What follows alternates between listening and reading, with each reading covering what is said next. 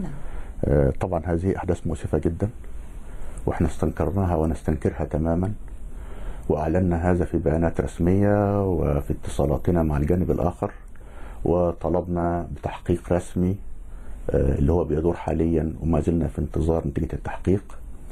وبناء على ما تظهره التحقيقات سيتم اتخاذ الخطوات المناسبة. هذا موقف واضح ومحدد.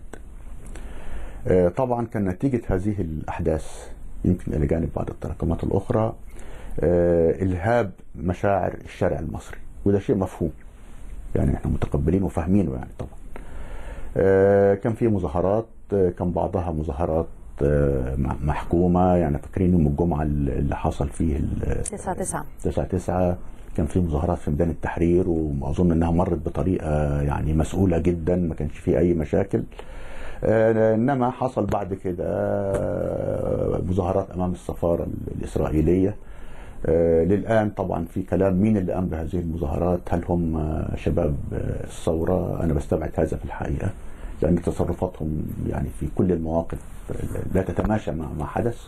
والمهم في النهاية نتج عنه الدخول إلى بعض أجزاء من السفارة الإسرائيلية.